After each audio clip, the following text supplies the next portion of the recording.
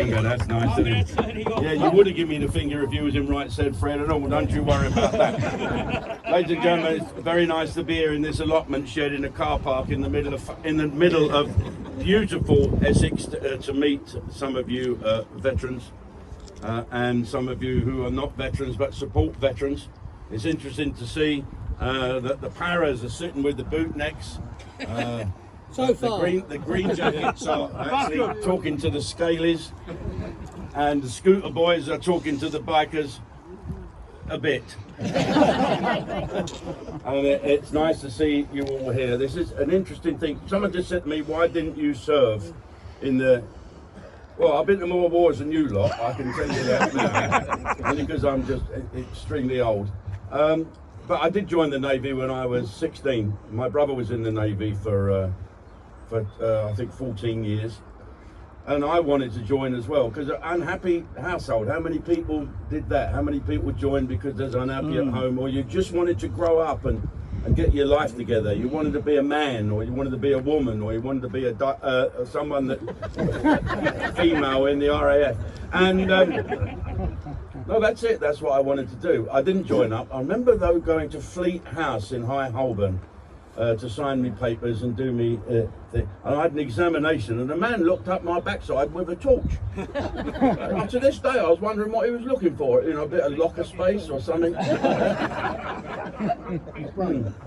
Yeah, but enough of right said Fred. Let's just move on about what I've done. Although I never served, I've been everywhere and done everything. I've been to the Falklands 7 times. I've dived with the SBS. I've abseiled out of aeroplanes and helicopters with the SAS. I've driven a Land Rover underwater with the Marines, and I've jumped a few times on my own with the paras. And I've stayed in 4-star hotels with the RAF. They don't like being called crabs, do they? But there you go. It takes all sorts. Let me tell you a story. When I was a young lad, I loved a band called Emerson, Lake and Palmer. Yeah. They were a fantastic band. Girls didn't particularly like them because you couldn't dance to them. But they were great professionals in what they did. And about 10 years ago, I got a phone call from Keith Emerson's girlfriend. She phoned me half an hour after he put a gun against his head and blew his head off. And she phoned me up. She phoned me, the young guy that was going through their bins outside their rehearsal rooms, looking for memorabilia of Emerson, Lake and Palmer. I met him and we became friends. And I believe the reason that he took his life is because he lost his relevance. His relevance. His arm was gone a bit funny. He couldn't play anymore. He was a great keyboard player. And he wasn't the Keith Emerson he imagined himself how he'd like to be. He lost his relevance. I remember Sugar Ray Leonard saying, you know, what's the worst thing as you get older and you can't box anymore? You lose your relevance. That's the danger with you lot. That is the danger, losing your relevance, what to do. I believe there is a new relevance coming. I'm not going to talk politics. I'm here today because Sophie, who represents Reform, is a friend of mine, and I'm a friend of the Reform Party. I'm still a Conservative. I'm hanging on by the skin of my teeth, but I have to tell you, I'm a working class lad. I know what it's like to drink Blue Nun and shag fat birds. Don't you worry. No offence, love.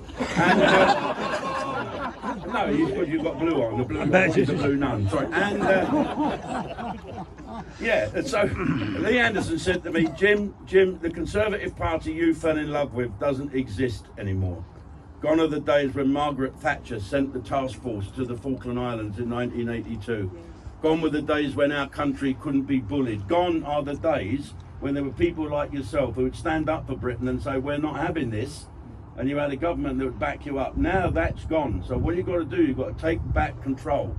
Take control yourself. People power. Or look forward to, this is not a party political broadcast, but I've been working with Lee and Nigel and a couple of other people, and a guy called Chris Parry. Any of you Matlows remember Chris Parry? Right, I'm a bit of an anorak, right? So I was sitting on HMS Fearless that was in dry dock, having lunch with the captain, and on the wall was a picture of that old Wessex helicopter that had dropped the depth charge on Santa Fe. Do you remember that in South Georgia?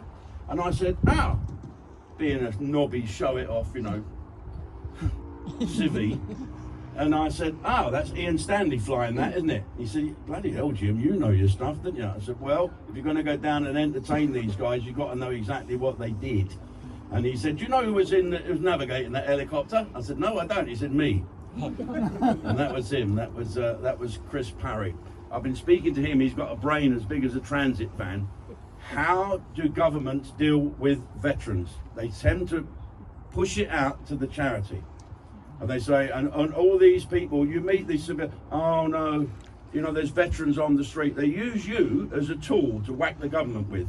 There's so many, they're feeding and putting up all these illegal immigrants. We've got veterans on the street. Ask yourself why there's veterans on the street. Why? Because the wife's kicked them out, or they're pissed, or gambling? What? That's not the problem that the illegal immigrants are getting. I don't want veterans to be made an excuse politically by any bloody parties at all.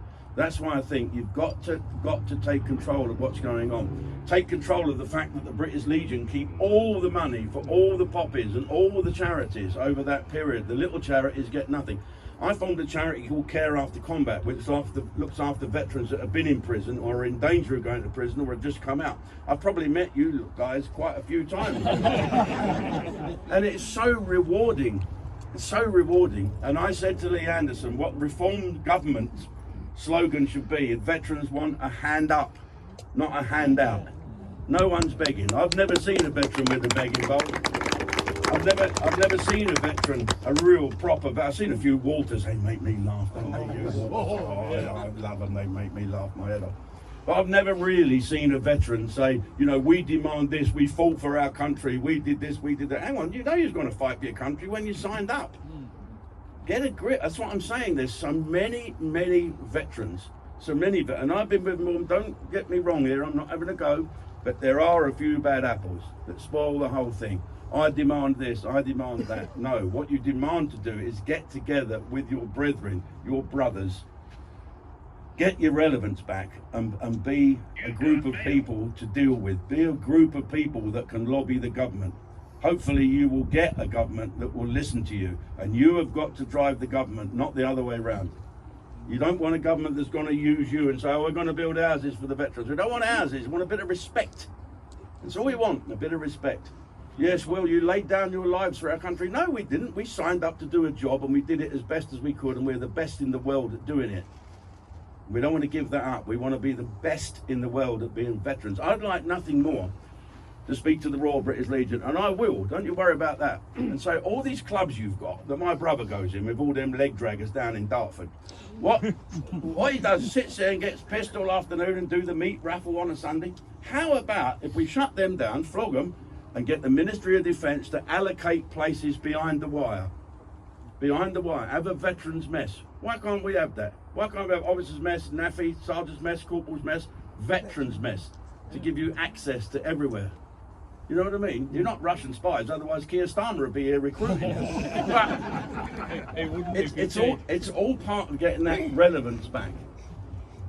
You know, it's all good being together like this, and it's great to see you all with your shoulders back again. They asked me to walk past the cenotaph once, so I can't do that. You know, I know my place, I'm just here to support. But they said, oh, the war widows from Burma, they want you to march with them. Oh. So I wore a bit hoodie. I didn't want anyone to see me. I didn't want to let these women down. And on Horse Guards Parade, all the paras were pissed and shouting abuse at the Marines, and all the infantry were having a go at one another. And all these old women, all pissed, touching me asses and grabbing the paras' nuts and things like that. And then we all got together and we started to walk. Isn't it funny? And they're still taking the piss, and the cenotaph was that big. And as it got bigger and bigger, and the band got louder and louder, these women got younger and younger, and they got more straighter, and their shoulders, and they started to walk in step. And this woman said to me, my husband's still 19, you know.